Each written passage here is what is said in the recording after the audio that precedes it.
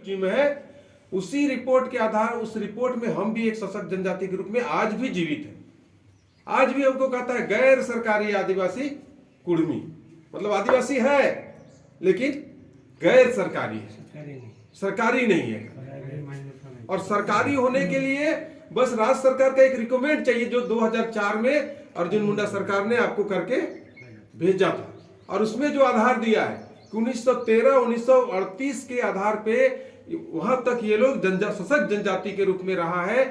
1950 में जब एसटी का लिस्ट बना, उसमें नहीं होने का, इनका लिस्ट में नाम नहीं होने का स्पष्ट कोई कारण नहीं है, कहता है यही भेजे है उसको।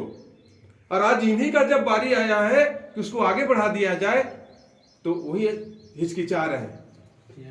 और हमारे लोग को, आदमी लोग ने टीआरआई का कभी जिक्र नहीं किया। अभी दिल्ली में भी हम लोग से मीटिंग हुआ, उनसे उस समय ही बात हुआ, उसमें भी कहा कि नहीं, टीआरआई रिपोर्ट की आवश्यकता आपको नहीं है।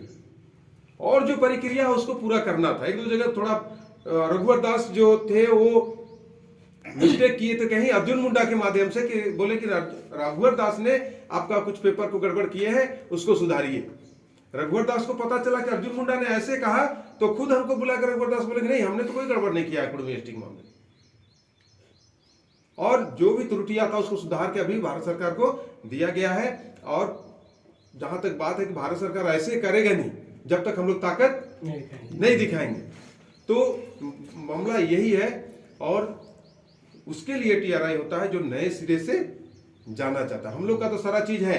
आप मान लीजिए जब यहां से अनुशंसा करके भेजा गया, उसके बाद भारत सरकार ने कहा कि नहीं, आपका टीआरआई रिपोर्ट, आरजीआई बोला कि आपका टीआरआई रिपोर्ट स्पष्ट नहीं होने के कारण इनको लेटर भेजा झारखंड सरकार को। तो इनको सिर्फ क्लियर करना है वहां कि 1913-1938 का जो रिपोर्ट है, जिसके आधार पे आज जितने लोग जनजाति लोग, एसटी लोग हैं, वही रिपोर्ट के आधार पे आजादी के बाद, आजादी से पहले जितने लोग प्रिमिटिव में था, आदिम जनजाति, उसी को आजादी के बाद एसटी का सूची में लाया। कोई इसी तरह का कोई रिपोर्ट नहीं बनाया, उसी रिपोर्ट के आधार पे जो पहले का रिपोर्ट था। और उस रिपोर्ट में हम लोग भी एक सशक्त जनजाति के रूप में है। और संविधान में इस बात का जिक्र है कि जो प्रिमिटिव है उसी को एसटी का लिस्ट में डालना है।